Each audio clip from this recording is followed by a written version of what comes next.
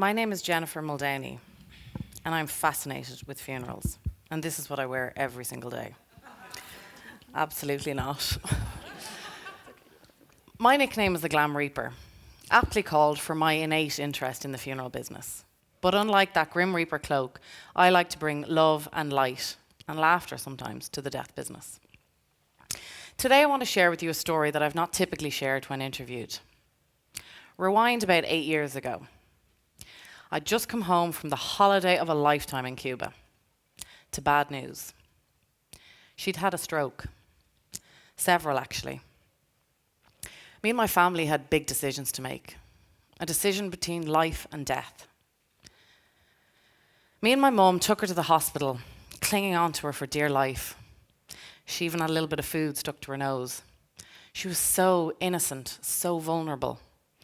Once so full of life, she just lay there limp. Me and my mum clung to each other as we watched the light leave her eyes. She never took her eyes from ours. Now let me tell you that this little lady was my best friend. She was my confidant. I could have told her anything in the world, and she would have wagged her tail, licked my wounds, and encouraged me to go for a walk. Yes, folks, I have been talking about my dog. Does your perception of the story change? Do you feel any less sympathy for me?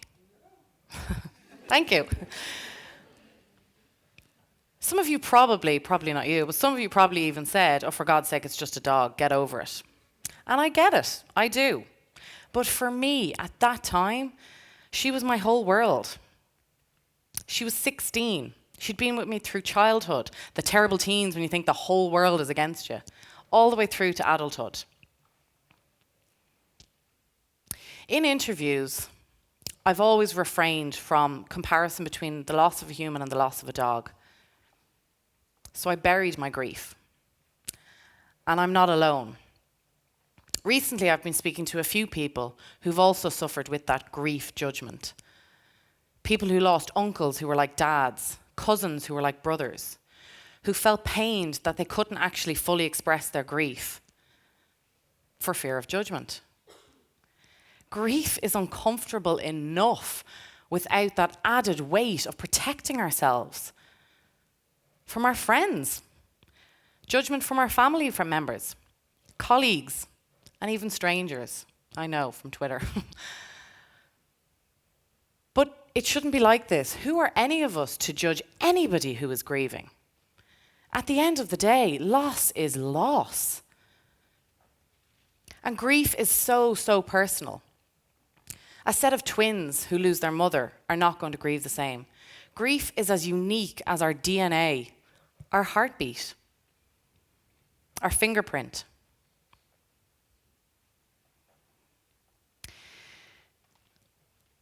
This chain I have around my neck contains the ashes of that beloved dog.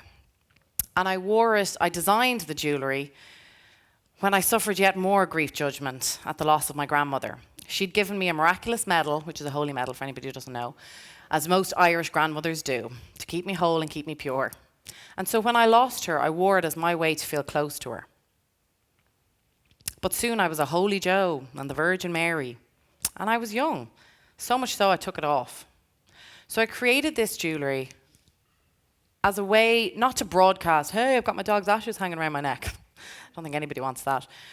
But just as my way to feel close to whoever I've lost, but for it to be personal, because I don't need your judgment.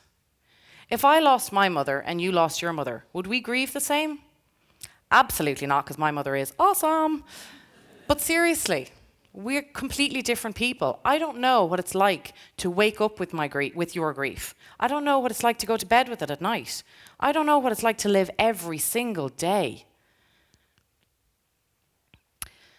There is no blueprint for grief, sadly.